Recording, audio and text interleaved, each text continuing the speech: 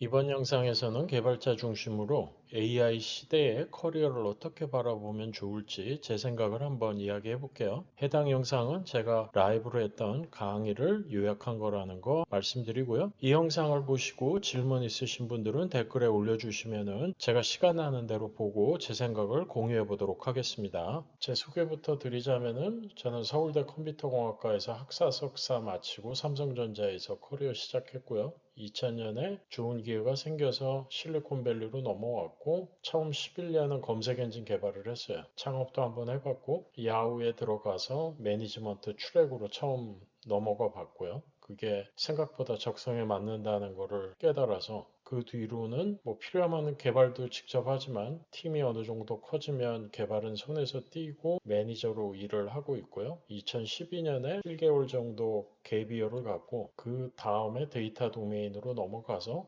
폴리보와 유뎀이라는 회사에서 데이터 팀을 빌딩을 2번 해봤고요. 그 경험을 바탕으로 다양한 회사들과 자문도 하고 뭐 데이터 시스템 셋업해주는 일도 하고 최근에는 프로그래머스라는 서비스를 만드는 그랩에서 데이터 관계돼서 다양한 강의들을 했었어요. 작년 12월에 그랩을 그만두고 지금은 이제 1인 기업으로 일을 하고 있고 저는 실리콘밸리에 아직도 살고 있어요. 보통 우리가 커리어라고 하면 이렇게 우측 상향으로 일직선으로 올라가는 거를 생각하게 되는 게 일반적이죠. 무슨 얘기냐? 한 번의 실패도 없이 순간순간 우측 상향으로 올라가는 거를 선호하게 되는데 사실 실제 커리어 성장의 모습은 이런 모양일 확률이 높아요. 업앤다운이 많은 거죠. 앞에서 봤던 이런 일직선은 평생 직장이 있던 세상에서 회사를 하나만 다닐 때 주니어로 시작을 해서 승진을 하다가 어느 시점에는 더 이상 승진을 못하고 그 상태로 있다가 은퇴하고 노후를 맞이하고 이런 모양은 평생 직장에 있던 세상에서 가능한 그런 모양이었고요.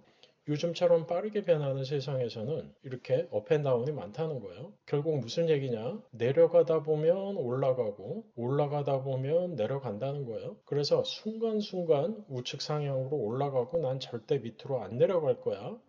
그렇게 생각하는 것보다는 오르락 내리락 하는 그러한 업앤다운이 있더라도 줌아웃해서 멀리서 바라봤을 때 우측 상향으로 올라가고 있다라고 하면 충분하다는 거. 이게 바로 통계에서 얘기하는 평균 회귀죠. 평균 회귀는 뭐냐? 내 실력보다 잘할 수도 있고 못할 수도 있지만 오랜 시간을 두고 관찰하면 결국 내 실력이 나온다는 거예요. 다르게 얘기하면 뭐냐? 일희일비하지 말고 평정심을 가지고 매일매일 꾸준히 열심히 일관되게 산다고 하면 내 실력보다 잘 안 되는 경우라도 결국 올라갈 거고 내 실력 이상으로 잘 되는 경우도 언젠간 또 내려갈 거라는 거죠. 그래서 다시 한번 긴 호흡으로 순간순간 위로만 올라가려고 하지 말고 오히려 내가 원하는 게 무엇인가 많이 생각해 보시고 나에게 맞는 환경이 어떤 환경인지 많이 찾아다녀 보시고 그런 환경에서 현재에 집중해서 열심히 해보는 거. 그러다 보면 잘 될 때도 있고 잘 되지 않을 때도 있겠죠. 일관성이 중요해지고 오랜 시간을 두고 꾸준하게 하는 게 중요한 것 같아요. 그러다 보면 결국 내 실력이 나온다는 거. 그래서 오늘 사실 제가 드리고 싶은 말씀은 기본적으로는 나에 집중하는 게 좋다는 거예요. 이렇게 빠르게 변하는 세상에서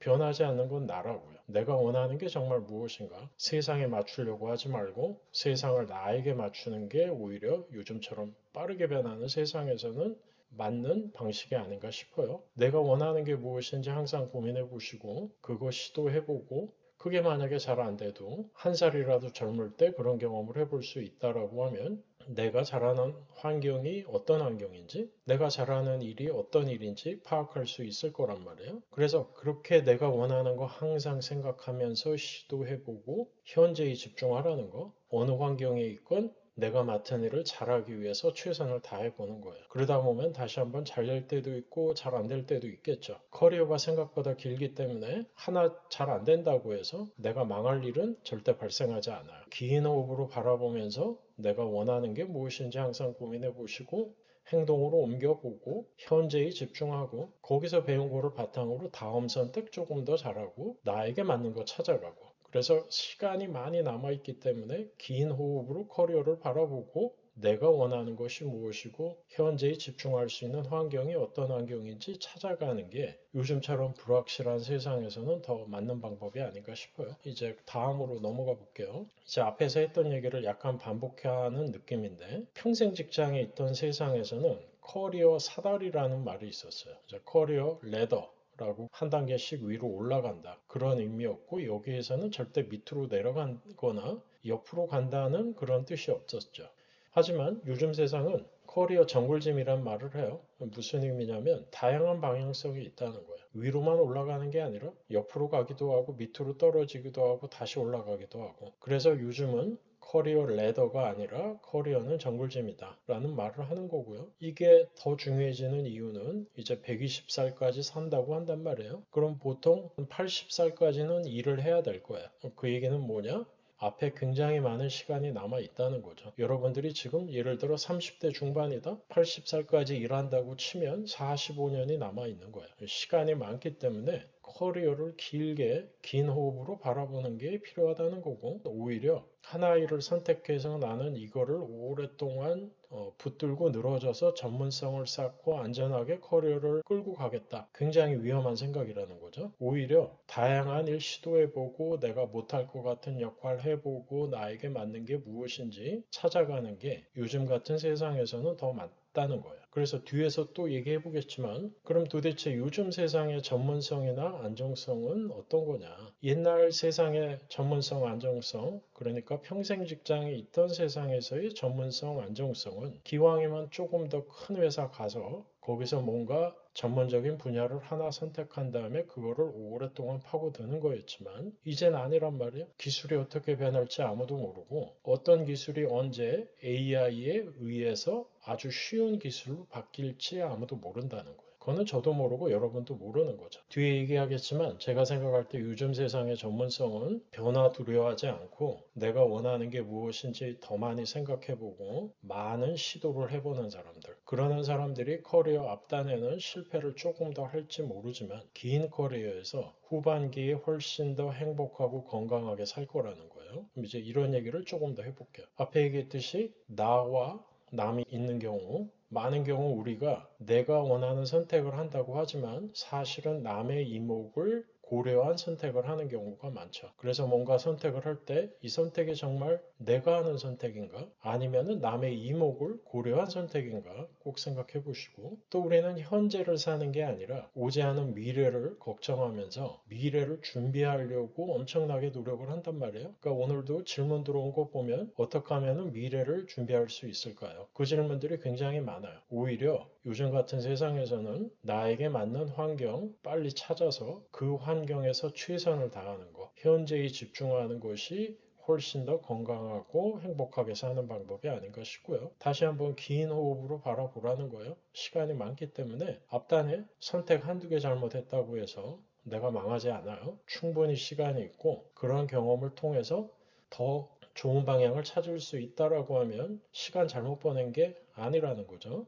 그리고 이렇게 긴 커리어를 내가 원하는 선택을 하면서 때로는 실패, 아닌 실패를 하면서 커리어를 이어갈 수 있으려면은 주변에 서포터가 있어야 돼요. 내가 뭔가 힘들 때 옆에서 도와주고 실수해도 괜찮아, 실패해도 괜찮아 라고 이야기해 주는 사람, 그리고 내가 원하는 선택을 할 수 있게 지원해 주는 사람. 그런 사람들이 있다라고 하면 커리어를 조금 더 풍성하게 만들어가는 것이 훨씬 더 편해지겠죠. 그럼 이제 이런 얘기들을 조금 더 구체적인 이야기로 한번 해볼게요. 이제부터 하는 이야기들은 20대의 저한테 제가 해주고 싶은 이야기라고 생각하시면 돼요. 첫 번째는 뭐냐? 요즘 같은 세상이야말로 결과를 내는데 집중하자는 거예요. 이거의 반대는 뭐냐면 기술지향적인 사람이 되는 거예요. 그러니까 기술지향적이 되는 사람은 어떤 행동을 하게 되느냐? 뭔가 공부를 해서 지금 뜨고 있는 기술을 알면 조금 더 행복해지고 뭔가 앞서 나가는 것 같고 그런 생각이 드는 사람이라면 기술지향적인 사람이에요. 근데 기술지향적인 사람이 되잖아요? 그러면 개발자의 삶은 굉장히 피곤해져요. 기술이 끊임없이 나오기 때문에 내가 어떤 기술 하나를 열심히 노력해서 익혔어요? 끝이 아니죠.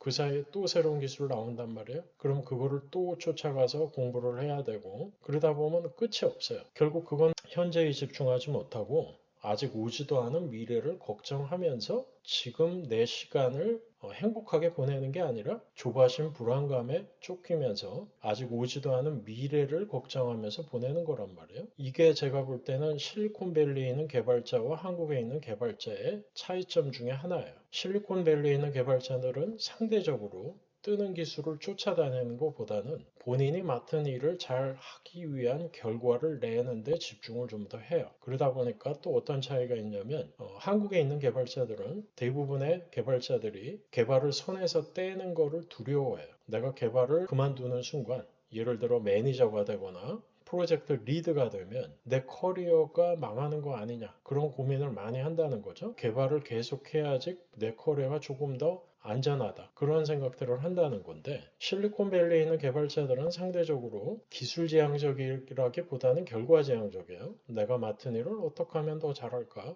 거기에 초점을 맞추는 경우가 많고 그러다 보니까 결과를 내기 위해서 예를 들어 내가 개발이 아닌 프로젝트 리드를 하거나 매니저가 되거나 하는 게 더 좋다라는 판단이 들면 그런 역할을 시도하는데 주저함이 덜하다는 거예요. 그래서 이제 첫 번째로 20대 중반의 저한테 제가 해주고 싶은 이야기는 뭐냐면 기술지향적인 사람이 아니라 결과지향적인 사람이 돼야 된다는 거예요. 제가 삼성전자 다닐 때 딱 그 모양이었거든요. 낮에는 회사 일을 하느라고 엄청 바빴고 집에 돌아가면 밤 11시였어요. 제가 삼성전자에서 일할 때는 주말도 거의 없었고 그때는 토요일 날도 일할 때였단 말이에요. 그 시간이 없는 와중에도 집에 가면은 또 뜨는 기술 뭔가 찾아가지고 또 공부하고 그러다 보니 굉장히 고달팠는데 지금 한국에 있는 개발자들도 크게 다른 것 같지는 않아요. 그러니까 대부분 사람들이 주경야독을 하죠. 낮에는 회사 일을 하느라고 바쁘고 밤에는 뜨는 기술 공부하느라고 굉장히 바쁘더라는 거예요. 근데 그렇게 뜨는 기술 공부하면 뭐예요? 쓸 일이 없는데. 결국 공부라는 거는 어떤 목적을 가지고 하고 그 목적에서 가장 중요한 거는 바로 내가 쓸 수 있는 것들. 그렇게 해야지 기억에도 오래 남고 시간을 더 알차게 보내는 거란 말이에요. 그래서 결과지향적인 사람이 되었으면 좋겠고요. 이거의 기본은 뭐냐면 지금 내가 있는 환경이 이상한 곳이 아니라는 거를 전제로 하는 거예요. 그냥 평균. 혹은 그 이상인 환경이라면 다른 거 생각하지 말고 지금 내가 맡은 일에 성과를 내기 위해서 집중하라는 거. 이렇게 성취하는 경험, 몰두하는 경험을 하잖아요. 그러면은 주변에서 인정을 해줄 거고, 그러면은 자신감을 쌓게 돼요. 커리어는 결국 자신감이란 말이에요. 그러면 결과를 낸다는 게 구체적으로 무슨 의미냐? 문제 정의 잘하는 게 일단 필요한 거예요. 그러니까 문제 정의를 잘한다는 건 뭐냐면 내가 맡은 업무가 어떤 의미에서 중요하고 어떻게 끝났을 때 성공이고 실패인지 그거를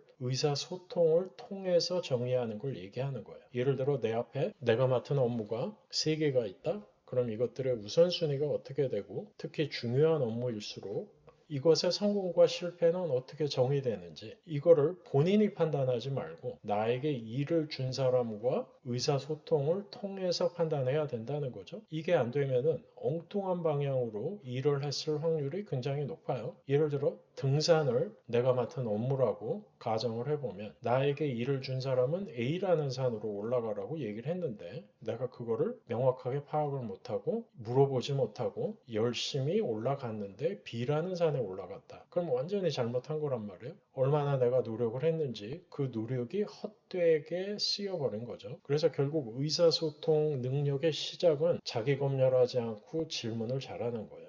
특히 요즘처럼 챗GPT와 같은 생성형 AI를 써서 내 생산성을 올려야 하는 상황에서는 질문을 잘한다는 게 어느 때보다도 중요한 능력이란 말이에요. 이거는 타고나는 것도 있겠지만 어느 정도는 연습을 해서 발전시킬 수 있는 부분도 있는 거예요. 자기 검열하지 말고 질문을 많이 함으로써 의사소통 능력 키우고 그거를 통해서 내가 맡은 업무를 내 관점에서만 바라보지 말고 나에게 일을 준 사람의 관점에서 이해를 하고 그게 파악이 된 다음에 그 방향으로 열심히 달려가는 거 그게 바로 결과를 내는데 첫 번째 단계라는 거예요. 그래서 이게 잘 되려면 질문을 잘하는 게 중요해지고요. 다르게 얘기를 하면 질문이 허용되는 환경에 있는 게 또 중요해지는 거예요. 뭔가 내가 질문을 하려면 굉장히 딱딱한 환경이라 주저하게 된다. 개인적으로 내가 노력을 해야 될 부분도 있겠지만 질문이 많이 허용되고 질문이 장려되는 환경에 있다라고 하면 자기 검열을 덜 하겠죠. 그래서 결과를 낸다는 거에 한 축에는 나에게 맞는 환경을 찾아가는 것이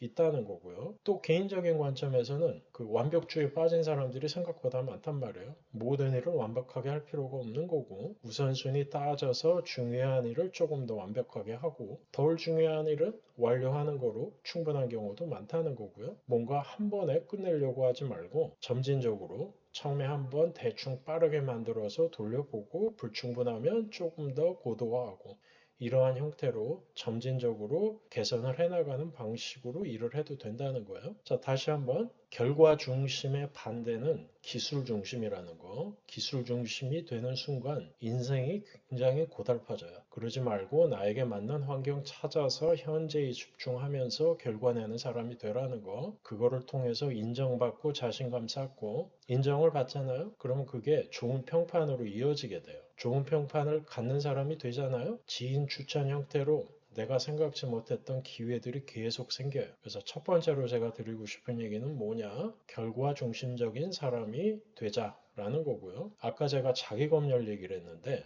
자기 검열의 모양은 어떤 모양이냐면 자신감이 부족할 수도 있고 너무 겸손한 사람일 수도 있는데 결국 그거를 통해서 어떤 문제들이 생기냐면 업무에 관한 질문을 못하는 거예요. 그리고 이게 또 약간 다른 쪽으로 적용이 되면은 이력서를 못 내는 거예요. 그러니까 이 업무에 관한 질문을 못하는 거는 제가 앞에서 얘기했죠. 자기 검열을 하다 보면 업무에 대한 방향성은 내가 판단하는 게 아니고 나에게 일을 준 내 매니저가 판단하는 건데 매니저에게 못 물어보고 내가 판단해서 엉뚱한 방향으로 일을 하면 그게 자기 검열하는 거인 거고 취업 준비를 하거나 이직 준비를 하시는 분들이라면 채용 공고를 보고 이력서를 못 내고 내가 부족한 부분만 보이는 거예요. 그러니까 어떤 신박한 현상이 벌어지느냐? 채용 공고를 보니 공부할 게 늘어나는 거예요. 근데 이력서를 판단하는 거는 내가 아니죠. 내 이력서가 이 채용 공고에 적합한가 아닌가는 그 채용 공고를 낸 매니저나 리크루터가 판단하는 건데 내가 나를 판단하는 순간 훨씬 더 안 좋게 판단할 확률이 올라가는 거고요. 또 이제 회사에 들어가서 일을 하다 보면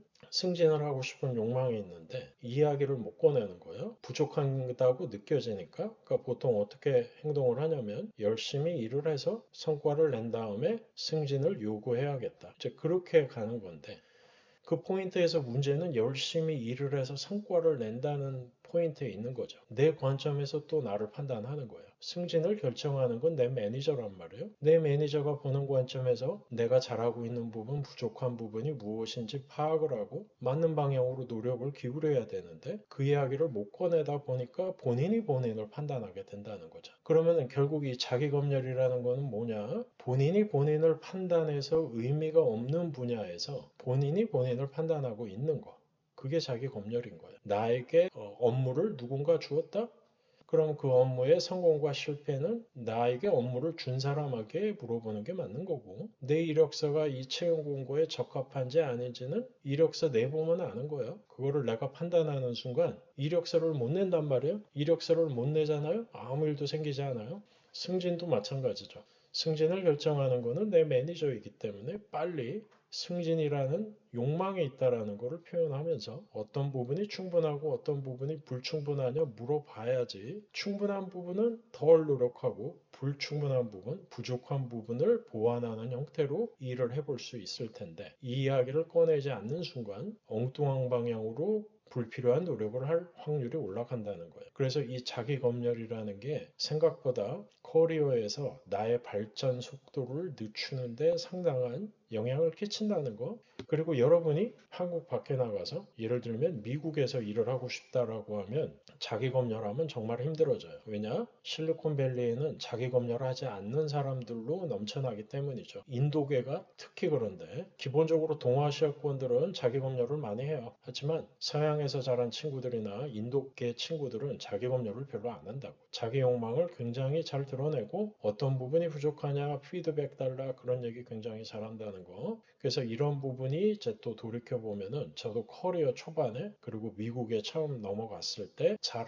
하지 못했던 부분이었고요. 그 다음에 이제 나의 성장을 저해하는 요소들이 있어요. 처음에 제가 멘토링을 한 경험이 별로 없을 때는 그 사람이 갖고 있는 고민을 잘 듣고 제가 갖고 있는 생각을 이야기를 해줬어요. 근데 나중에 보니까 다들 자기 생각이 있더라는 거예요. 그래서 왜 본인의 생각대로 선택을 하지 못하느냐, 결정을 하지 못하느냐라고 물어봤더니 이제 나이가 많다. 혹은 내 능력 바뀐 것 같다. 이게 이제 가장 많이 나온 두 가지 대답인데 이 나이나 나에 대한 고정관념 같은 것들이 사실은 남하고 비교를 하는 거 이더라는 거죠. 나이 같은 경우 굉장히 재미난 포인트인데 실제로 나이가 많지 않은 사람인데 20대 중반임에도 불구하고 본인이 나이가 많다고 생각하는 사람들이 많더라는 거예요. 제가 처음에는 이상한 사람이라고 생각했는데 나중에 보니까 그런 사람이 한둘이 아니었어요. 다들 자기가 나이가 많다고 생각해요. 20대건 30대건 40대건.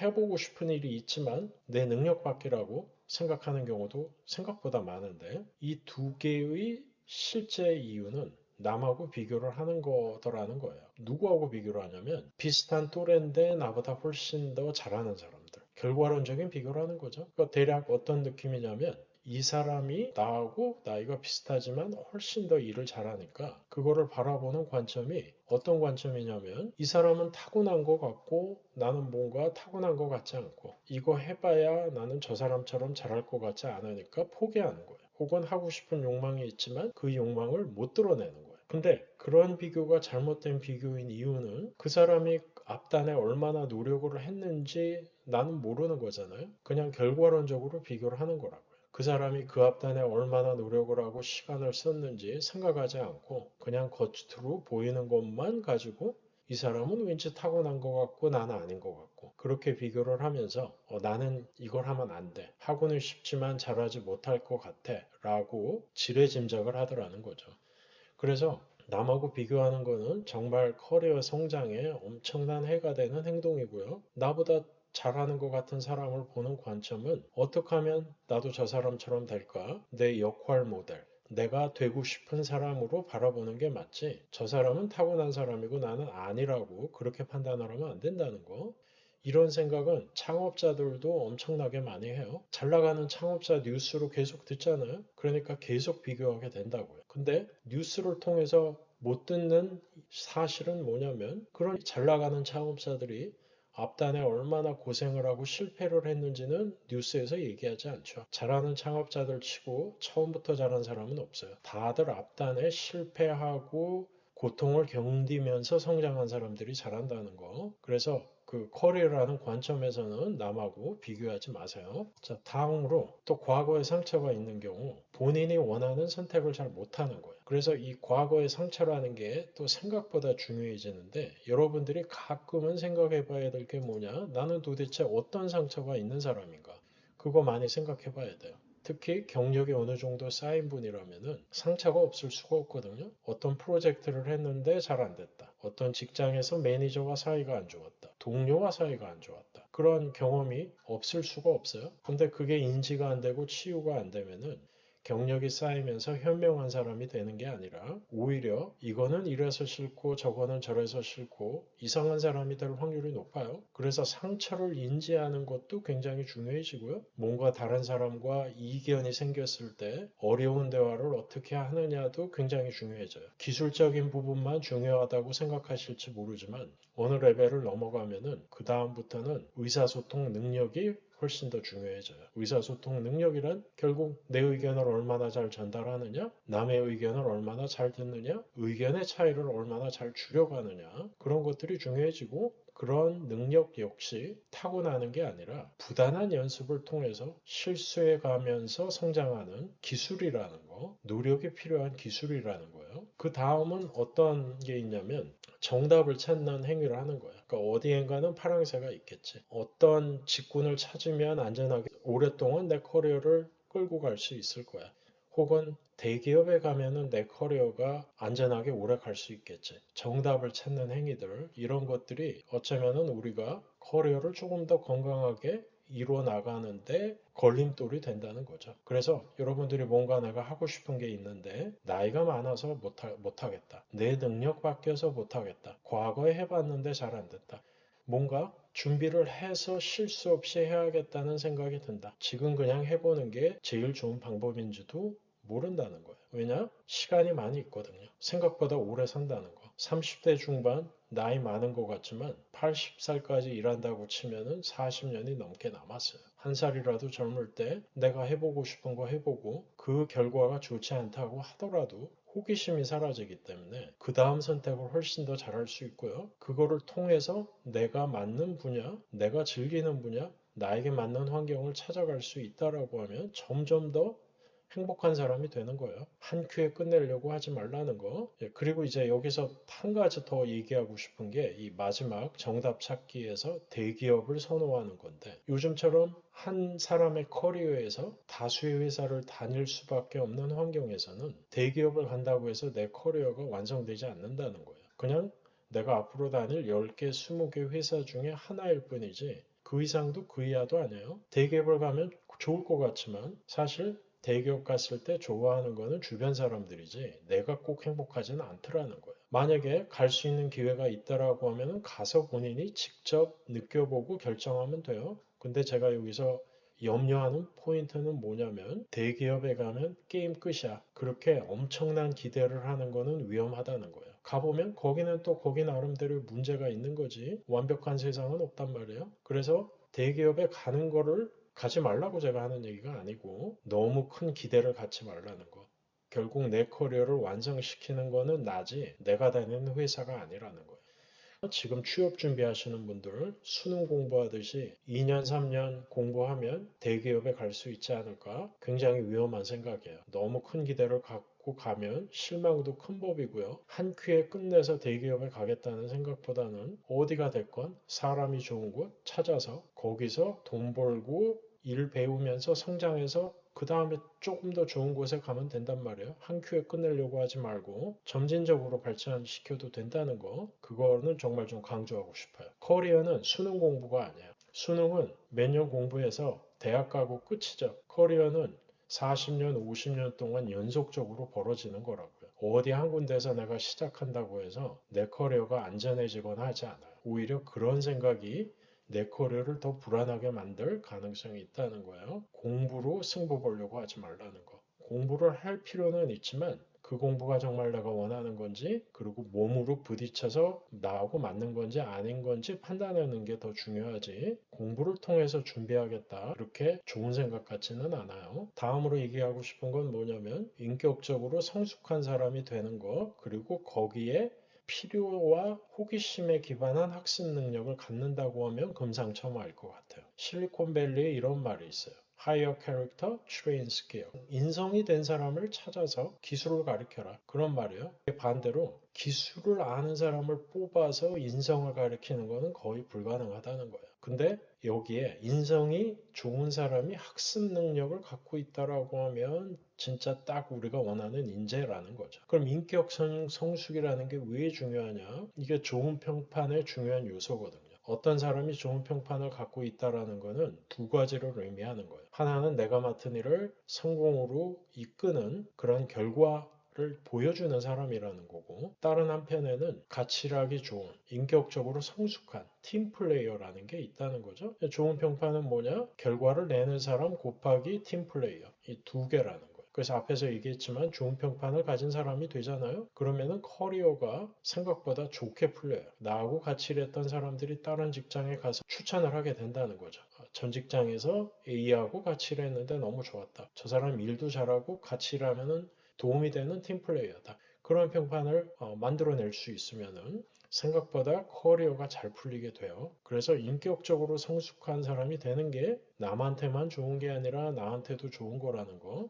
그러면 구체적으로 인격적으로 성숙하다는 건 무엇이냐? 첫 번째는 긍정적인 태도를 갖는 거고요. 팀 플레이어가 되는 거예요. 브릴리언 저크라는 표현이 있는데 한동안 넷플릭스가 실리콘밸리에서 연봉을 가장 많이 주는 회사였어요. 보통 우리가 실리콘밸리라고 하면 능력주의니까 성격이 개차반이어도 일만 잘하면 연봉 많이 주고 인정받겠지. 그렇게 생각할지 모르지만 사람 사는 데는 다 똑같다고요. 뭔가 굉장히 부정적이고 혼자만 이득 취하고 그러는 사람들은 다 싫어해요. 그리고 그런 사람이 팀에 있잖아요. 그럼 그 사람 꼴 보기 싫어서 그만두고 하는 사람들이 나온다고요. 그래서 넷플릭스 같은 경우 브릴리언 저크라는 표현이 있는데 아무리 능력이 뛰어나도 독불장군인 사람들은 빨리 해고해라. 그러면서 그런 사람들을 지칭하는 표현으로 브릴리언 저크라는 표현을 썼어요. 사람이 같이 그룹으로 일하는 환경에서는 팀을 생각하는 마인셋이 중요하다는 거죠. 다음은 회고하는 자세를 갖는 거예요. 완벽한 사람은 없잖아요. 우리 항상 실수하기 때문에 회고를 통해서 점진적으로 더 좋은 사람이 되면 된다는 거. 그렇게 해서 인격적으로 성숙한 사람이 되면 된다는 거죠. 제가 보는 관점에서는 실수했을 때 실수 인정하는 모습 보이는 거. 이게 회고할 때 중요한 포인트가 되고 인격적으로 성숙한 사람이 되는데 중요하고요. 모르는 거 모른다고 하는 거. 이건 역시 굉장히 중요한 거예요. 다시 한번 이런 행동들이 잘 받아들여지는 환경을 찾아가는 건 역시 중요하다는 거. 그 다음에 학습 능력으로 넘어가 보자면은 불안감이나 조바심에 뜨는 기술 따라다니는 그런 학습 말고 정말로 궁금해서 공부하거나 아니면은 지금 내가 맡은 일을 잘하기 위해서 필요에 의해서 공부하는 걸 얘기하는 거고요. 그냥 공부하고 끝이 아니라 바로 행동으로 옮겨서 실제로 적용하는 형태의 학습. 액션 오리엔트된 학습을 하는 게 또 중요하고 항상 앞으로 쫓아가서 모든 기술의 선두에 서겠다라는 것만큼 개발자로서 스트레스 받는 생각은 없는 것 같아요. 약간 뒤쳐져도 된다는 거. 포모에 빠지지 말고 조모, joy of missing out. 약간 뒤처지는 거를 즐기는 형태로 학습해도 된다는 거예요. 제가 이제 많은 회사에 가서 톡을 하면은 상당수의 개발자들이 하는 질문이 있어요. 회사에서는 굉장히 옛날 레거시 프레임워크를 쓰고 있는데 회사 바깥에서는 뜨고 있는 새로운 프레임워크를 쓰고 있다. 나 뒤처지는 것 같다. 그런 얘기들을 굉장히 많이 한다는 거예요. 다시 한번 이거는 끝이 없는 게임이란 말이에요. 뜨는 프레임워크 적용해서 개발해요. 그럼 보통 개발해서 운영하고 안정화되려면 1, 2년 걸린다고요? 그럼 그 사이에 또 새로운 프레임워크 나오겠죠? 끝이 없어요. 내가 맡은 일 열심히 하고 거기서 성과 내고 회사가 성장을 하면 그러다 보면 자연스럽게 다음 스테이지에서 필요한 프레임워크를 사용할 수 있는 기회가 생길 거고요. 바깥이 어떻게 돌아가건 지금 내가 있는 환경에서 결과 내면서 인정받는 게 더 중요하다는 그거를 통해서 자신감 쌓고 그 자신감을 통해서 나는 언제든지 나한테 필요한 기술을 학습해서 적용할 수 있어. 그런 믿음이 있어야 된다는 거죠. 그래서 다시 한번 오지 않은 미래에 너무 조바심 내지 마시고 좋은 환경에 있다라는 판단이 있으면 현재에 집중해서 거기서 결과 내는 사람이 되라는 거예요. 또 커리어를 길게 보면 복리가 있는 일들을 해야 돼요. 일단 빨리 시작하는 게 중요하고요. 복리가 있다는 거의 의미는 시간이 또 오래 걸린다는 거예요. 처음에는 못할 거라는 거. 처음부터 잘할 거라고 기대하고 뭔가를 하잖아요. 절대 시작을 못할 거예요. 뭔가를 시작을 잘하려면 처음에는 못하겠지만 꾸준히 하다 보면 잘할 거야. 그렇게 본인을 설득해야지 가능하지. 처음부터 잘할 거를 기대하고 뭔가를 시작하면 바로 실망하죠. 처음엔 못할 거기 때문에. 그래서 꾸준히 매일매일 비가 오나 눈이 오나 내가 지금 잘하고 있나 못하고 있나 생각하지 않고 1년, 2년, 5년 하다 보면 잘하게 되는 거. 그런 것들이 복리가 있는 일이고요. 어떤 게 있느냐? 운동하는 거, 학습하는 거. 다시 한번 호기심이나 필요에 의해서 학습을 하고 여기에 약간의 조미료처럼 조바심이나 불안감이 들어가는 건 좋은 것 같아요. 다음은 좋은 사람 만나는 네트워킹. 일부러 사람 만나러 다닐 필요는 없지만 누군가와 만날 일이 생기면 어떤 사람인지 호기심 가지고 많이 물어보는 거. 이게 또 의외로 생각지 못했던 기회들을 만들어내요. 그 다음은 간접 경험이라는 관점에서 책 읽고 그 다음에 회고를 글쓰기 형태로 해보는 거. 완벽한 사람은 없기 때문에 회고를 습관으로 만들어서 매주 혹은 매달 지난 한 주, 지난 한 달을 돌이켜보는 거예요. 어떤 게 좋았고 어떤 게 아쉬웠는지 다음에는 어떻게 바꿔볼 건지 이거를 글로 써보라는 거죠. 그래서 이러한 활동들은 다시 한번 비가 오나 눈이 오나 꾸준하게 내가 지금 잘하고 있나 못하고 있나 너무 자주 생각하지 말고 뭔가 새로운 거를 공부할 때도 이게 중요해지는데 지금 내가 잘하고 있나 생각하잖아요. 잘하고 있다고 별로 안 느껴질 거예요. 6개월, 1년 이상 꾸준하게 한 다음에 내가 처음 시작했을 때와 비교하면 분명히 잘한 게 보일 텐데 말 그대로 어제와 오늘을 비교를 하면 잘 된다고 잘하고 있다고 느끼기 힘들 거예요. 그래서 너무 자주 내가 잘하고 있나 물어보지 말라는 거. 그냥 꾸준히 열심히 평정심을 가지고 하는 거. 그게 바로 복리 활동인 거고. 그렇기 때문에 오랫동안 물고 늘어지는 것도 중요하다는 거죠. 앞에서 네트워크의 중요성에 대해서 얘기했는데 내가 갖게 되는 새로운 기회는 사람들을 통해서 만들어질 가능성이 굉장히 높아요. 내가 아무것도 안 하고 가만히 있는데 기회가 생기진 않죠. 다른 사람들하고 만나서 이야기를 하다 생기는 거란 말이에요. 사람을 만날 때 호기심을 가져야 돼요. 다르게 얘기하면 뭐냐면 첫인상으로 결정하지 말라는 거. 아, 저 사람 이런 회사 다니니까 친해져야겠다. 아, 이 사람 이런 회사 다니니까 별 볼 일 없는 것 같다. 그렇게 첫인상이나 이력에 사로잡히지 말고 호기심을 가지고 만나서 이야기해보고 그 다음에 결정하는 게 맞다는 거. 사람은 퇴보하기도 하고 발전하기도 해요. 그 사람이 지금 별 볼 일 없는 위치에 있다고 해서 계속 그렇지 않다는 거예요. 그 사람이 지금 굉장히 좋은 위치에 있다고 해서 계속 그 자리에 있지 않아요. 사람들은 발전하기도 하고 퇴보하기도 하기 때문에. 앞에 제가 서포터의 중요성에 대해서 얘기했죠. 나에게 도움이 되는 사람들. 도움이 된다는 게 이력으로 도움이 되거나 그런 게 아니라 내가 새로운 도전할 수 있게 지원해주고 내가 힘들 때 위로해주고 그러는 사람들이 결국 좋은 사람이고요. 내가 새로운 일을 하고 싶다라고 지금 내가 가장 많이 어울리는 5명이 그 방향으로 내가 움직이는데 도움이 되는 사람인가 아닌가 판단해 봐야 되는 거고 커리어를 길게 보면 내 주변에 서포터가 있느냐 없느냐가 또 엄청난 차이를 만들어내요. 그 다음 좋은 평판 유지하는 거 얘기했죠. 팀 플레이어 되고 공정하고 긍정적인 사람 되는 거 이거를 통해서 나도 좀 더 행복하게 지낼 수 있고 다른 사람들도 같이 일하고 싶은 사람으로 나를 생각하게 만드는 거고 그러다 보면 내 커리어가 시간이 지날수록 더 좋게 펼쳐질 가능성이 높아져요. 그리고 이 네트워크 내에서 내가 아는 사람들이 도움을 달라고 했을 때 내가 도와줄 수 있는 거면 도움 주고 내가 또 도움이 필요할 때는 도와달라고 얘기할 수 있어야 된다는 거고요. 사기꾼 증후군에 빠지면 안 돼요. 제가 야후 처음 들어갔을 때 사기꾼 증후군에 빠졌는데 이게 뭐냐면 동료들이 나보다 잘난 것 같은 거예요. 나는 어떻게 하다가 운이 좋아서 여기 들어온 것 같고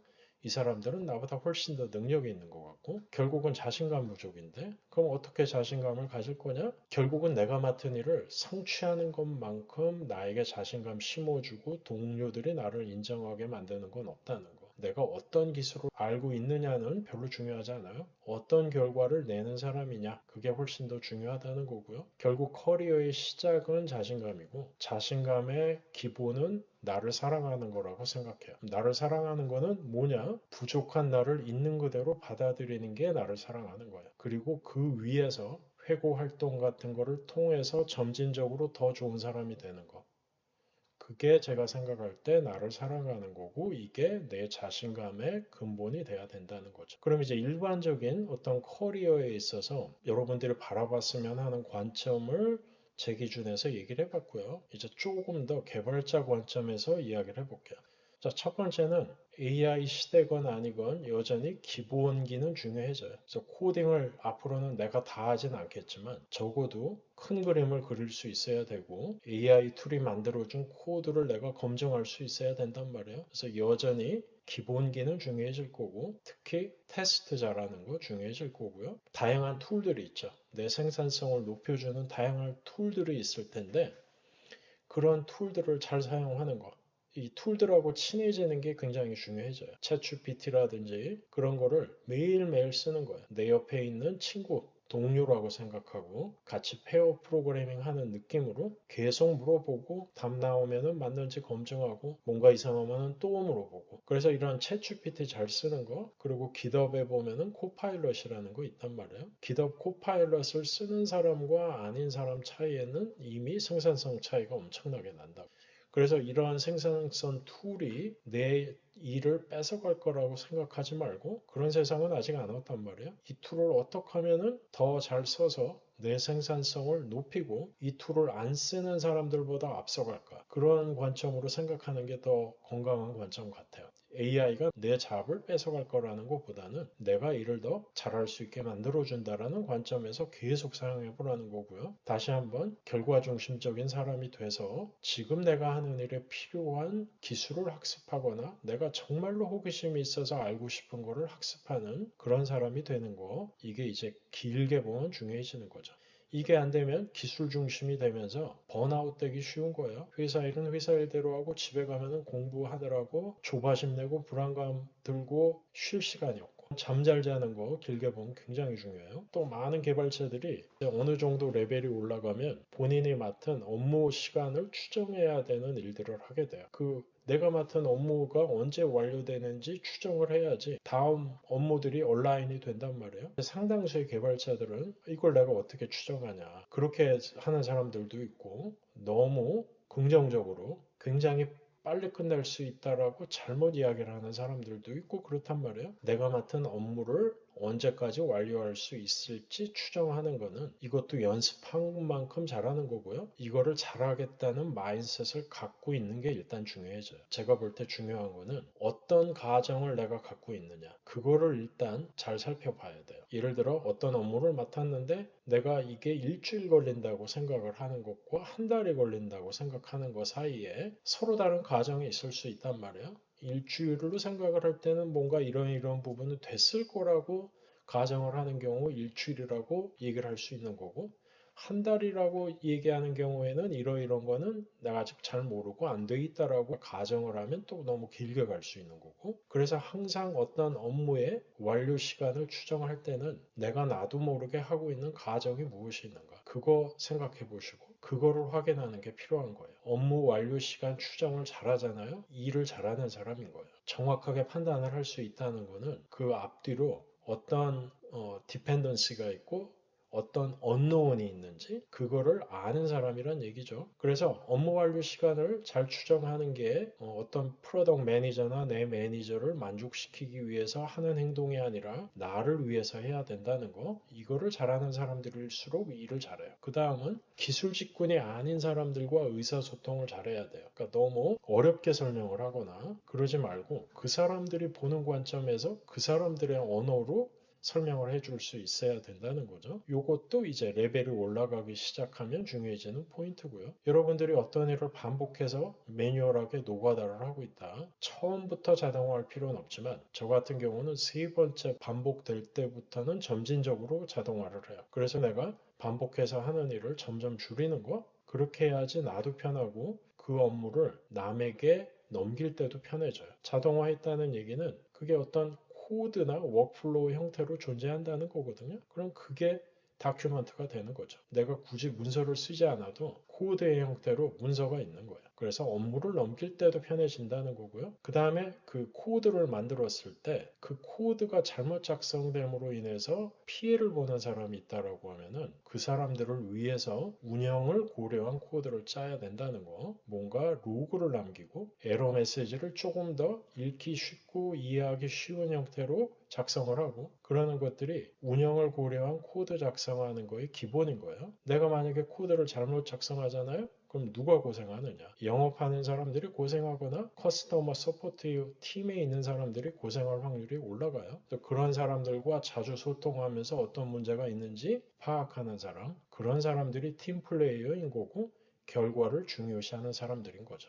거기서 이제 한 단계 더 나가면 서비스 사고 대처 능력을 키우는 사람이 되는 거예요. 완벽한 코드를 짜서 내가 만드는 코드에서는 절대 사고가 나지 않는다. 그런 생각을 갖잖아요. 그러면 속도가 안 나요. 완벽주의에 빠져버리기 때문에 요거 했다가 문제 생기면 어떡하지? 그럼 내가 욕먹는데? 그러면은 나쁜 의미의 완벽주의죠. 시간을 오래 끌게 될 거고 불필요하게 별로 중요하지 않은 거 완벽하게 짜려고 시간 끌 거고 그래서 이 완벽주의라는 게 상당히 많은 경우 말은 완벽주의인데 사실은 민폐에 가까운 그런 경우들이 많아요. 개발자로서 서비스 사고를 언제 치느냐 그거는 시간 문제지 난 절대 안 칠 거야. 그건 불가능한 거야. 오히려 반대로 어떻게 하면은 전체적으로 프로세스를 잘 만들어서 사고가 났을 때 빨리 인지하고 트러블 슈팅해서 원래 상태로 롤백하느냐. 그러니까 이러한 서비스 사고 대처 능력은 개발팀 조직의 문제이지 개인의 문제가 아닌 거예요. 그래서 여러분들이 리더십 포지션으로 가게 된다? 그럼 어떻게 하면 우리는 서비스 모니터링을 잘할 거냐? 거기서부터 시작해야 돼요. 그래서 문제 생겼을 때 인지하고 트러블 슈팅 어떻게 하고 나중에 그 문제를 조사해서 사후 부검을 통해서 왜 생겼고 어떻게 하면 재발을 막을까? 그런 형태로 그 사고 대처 능력을 키워야지 코드를 완벽하게 짜서 사고 발생을 막겠다. 그거는 불가능하다는 거. 그리고 이런 걸 하다 보면 기술 부채가 어느 정도인지를 파악할 수 있어요. 대부분의 서비스들은 기술 부채가 어느 정도 있을 수밖에 없고 성장하는 작은 스타트업이라면 엄청난 양의 기술 부채를 갖고 있을 확률이 높은데 이런 것들을 사고가 났을 때 대처해 나가면서 파악하고 그런 숫자를 가지고 경영진과 얘기해서 부채 갚을 시간을 얻어내는 거. 그런 것들이 중요해지는 거죠. 그래서 방금 얘기했던 이런 서비스 사고 대처 능력이나 비기술 직군과 의사소통하는 거, 업무 완료 시간 추정 잘하는 거, 이런 것들은 여러분들이 영향력을 가진 개발자가 될 거라고 하면은 굉장히 중요해지는 부분이고요. 이런 부분들은 제가 볼 때 AI가 대체할 수 없는 부분이에요. 결국 사람과 사람이 소통하는 부분은 여전히 사람이 직접 해야 될 확률이 높죠. 제가 방금 영향력이라는 걸 얘기했잖아요. 영향력을 갖는다는 건 뭐냐? 나의 존재로 인해서 내 주변의 사람들의 영향이 올라가는 거. 영향력의 시작은 좋은 평판이야. 좋은 평판을 바탕으로 나만 잘하는 게 아니라 내 주변에 있는 사람도 일을 잘하게 만드는 사람이 돼야 된다는 거고요. 여기에는 두 가지 형태의 영향력을 갖는 모습이 있을 수 있어요. 하나는 전문가가 되는 거고요. 이게 뭐냐면 나는 뭐 예를 들면 프론엔드 쪽을 잘한다. 백엔드 쪽을 잘한다. 뭐 데이터 엔지니어링을 잘한다. 그러한 형태의 전문가가 있을 수 있고 리더는 뭐냐면 사람 관리하면서 전문가들 뽑아가지고 한 방향으로 움직일 수 있게 하는 사람이 리더인 거예요. 대부분의 개발자는 처음에 한 분야의 전문가로 시작하게 되죠. 프론엔드건 백엔드건 하나 선택한 다음에 그쪽에서 조금씩 더 경험을 쌓고 어려운 일을 해가 나가면서 전문성이 조금 더 생기는 건데 뭐 그러다가 직군을 전환을 할 수도 있고 뭐 여러 가지가 있을 수 있을 거예요. 근데 어느 시점이 되면은 이렇게 어떤 개발이라는 업무만 하는 게 아니라 사람을 뽑고 팀 빌딩을 하고 어떤 일을 할 건지 결정하고 그런 리더십 일을 해야 되는 포인트가 오게 돼요.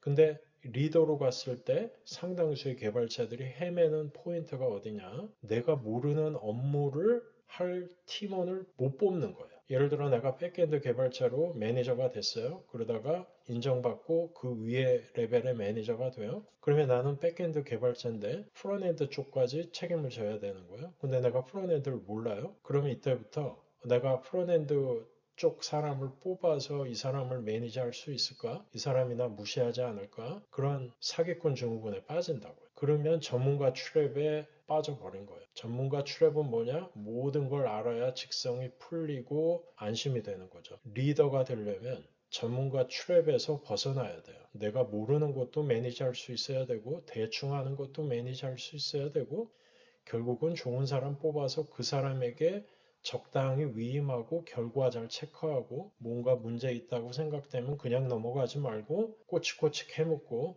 그런 모습이 리더의 모습인 거예요. 결국 전문가는 뭐냐? 어떤 분야를 잘하는 사람인 거고 리더는 뭐냐? 전문가들 뽑아가지고 한 방향으로 가는 사람이 리더인 거예요. 그래서 이번에 들어온 질문들도 보면 상당수의 시니어 분들이 이 전문가와 리더의 경계선상에서 본인의 커리어에 대한 의구심을 갖고 있더라고요. 우리가 어떤 기술적인 분야에 대한 전문성은 이야기를 많이 하죠. 상대적으로 커리큘럼이 잘 만들어져 있으니까. 근데 리더의 전문성에 대한 커리큘럼은 어느 누구도 얘기를 못해요. 더 불확실한 부분이 있기 때문에 리더로서의 전문성은 사실 그냥 개인 개발자의 전문성보다 훨씬 더 의미 있는 전문성이라는 거. 극히 일부의 사람만 갖고 있기 때문에. 그래서 내가 리더로서 내가 맡은 일을 하는데 뭐 어려움도 있지만 즐겁다. 계속 그 방향으로 가도 괜찮아요. 리더 역할을 잘하는 사람은 많지 않기 때문에 오히려 그냥 개발자로 있는 것보다 커리어가 더 안전할 수도 있어요. 그래서 다시 한번 어느 시점에는 전문가로 남을 건지 리더가 될 건지 결정해야 되는 거고요. 전문가로 남건 리더로 남건 영향력을 가진 사람이 돼야 돼요. 그래야지 어떻게 보면은 정말로 인공지능의 발전을 해도 코딩을 하는 사람은 대체가 될지 모르지만 뭔가 리딩을 하고 영향력을 가진 사람은 대체되기 힘들거든요. 그래서 이 영향력이라는 키워드를 강조를 많이 하고 싶어요. 마지막으로 드리고 싶은 얘기는 뭐냐면 포모에 빠지지 말라는 거. 뭔가 지금 AI가 뜨고 LLM이 뜨니까 그거 다 알아야 될 것 같지만 실제 회사에서 일을 할 때는 이런 AI로 만들어진 그런 코딩 생산성 툴을 사용하는 형태로 가면 충분한 거야. 그래서 그걸로 내 생산성 올리고 어떤 툴들이 나왔는지 사용해서 내 업무의 생산성 올리고 그렇게 약간은 뒤에서 따라가는 거로 충분하다는 거. 오히려 LLM 어떻게 만들지 그런 거 공부하는 게 호기심으로 하는 거라면 문제가 없는데 뭔가 불안감, 조바심에 하는 거라면 시간 낭비일 가능성이 높아요. 예, 그래서 오늘 지금 굉장히 많은 얘기를 했는데 요약을 해보자면은 남이 아닌 나에 집중했으면 좋겠고요. 내가 뭔가 선택을 할 때 남의 이목을 고려한 선택을 하는 건지 정말 내가 원하는 걸 선택하는 건지 한 번 더 고민해 보시고 아직 오지 않은 미래 너무 걱정하면서 선행학습으로 준비하려고 하지 말고 내가 있는 환경이 이상하지 않다라고 하면 현재에 집중하라는 거예요. 여기서 결과 내고 인정받고 자신감 쌓고 그거를 통해서 필요한 기술이 있으면 난 그때 공부해서 내가 맡은 업무 달성할 수 있다. 그렇게 생각해야 된다는 거고요. 이제 다 오래 산단 말이에요. 내가 원하는 거 한두 개 실패한다고 내 커리어 망하지 않아요. 오히려 후회가 덜 남기 때문에 그 다음 선택을 훨씬 더 잘할 수 있을 거고 선택이 조금 더 뾰족해질 거기 때문에 더 행복하게 커리어를 이어가게 된다는 거죠. 긴 호흡으로 바라보라는 거, 시간 많다는 거, 오히려 지금이야말로 내가 원하는 거 시도해 볼 시간이라는 거예요. 다음으로 그 결과 중심이라는 측면에서 문제정의 잘하시고 자기 검열하지 말고 많이 물어보고 의사소통 통해서 문제정의하라고 했죠. 그게 되고 나면 그 다음서부터는 맞는 방향이 정해졌기 때문에 노력을 그 방향으로 열심히 하면 되는 거예요. 다시 한번 실패라는 게 실패가 아니라 배움인 거고 실패 없이는 성장할 수 없다는 거. 나는 완벽한 방향을 미리 다 정해놓고 선행학습을 해서 준비를 잘해서 실패를 안 하겠다라는 것보다는 몸으로 많이 부딪히고 어떤 환경, 어떤 일이 나에게 맞는 건지 파악하는 게 더 의미 있는 행동들이라는 거죠. 다시 한번 주변에 서포터 많이 만드세요. 그래야지 내가 새로운 선택을 할 때 도움을 받을 거고 그런 선택이 만에 하나라도 잘 안 됐을 때 위로받고 괜찮다라는 말 들을 수 있으면은 거기서 일어나서 다음 선택하는 게 덜 어려울 거라는 거고요. 제일 제가 강조하고 싶은 건 이거예요. 변화를 두려워하지 말라는 거. 세상은 변할 거고 어떻게 변할지는 지금 아무도 모르죠. 하지만 지금처럼 돌아가진 않을 거예요. 그 시간이 언제일지는 아무도 모르지만 굉장히 빠를 수도 있고 뒤로 늦어질 수도 있겠지만 똑같지는 않을 거라는 거죠. 그래서 변화라는 거는 이미 주어진 거고 그거 두려워하지 말고 약간 뒤에서 쫓아가도 된다는 거. 개발자라면은 이런 GenAI 툴 사용해서 내 업무 생산성 높이고 새로운 툴 나오면 한 번 더 써보고 그런 형태로 가는 게 지금으로서는 제일 좋아 보여요. 자, 마지막으로 나를 사랑하는 거. 그러니까 조바심 내고 그러지 마시고 불완전한 나 있는 그대로 받아들이고 점진적으로 더 좋은 사람이 되면 된다는 거 꼭 기억하셨으면 좋겠고요. 이것으로 이번 톡 마무리할게요. 혹시 이번 영상에서 궁금함이 있거나 커리어에 대해서 고민 있으신 분들은 댓글로 남겨주시면은 제가 답을 하든지 별도로 영상을 만들어 보도록 할게요. 이번 영상 도움이 되었다면 좋아요 눌러주시고 구독 부탁드릴게요.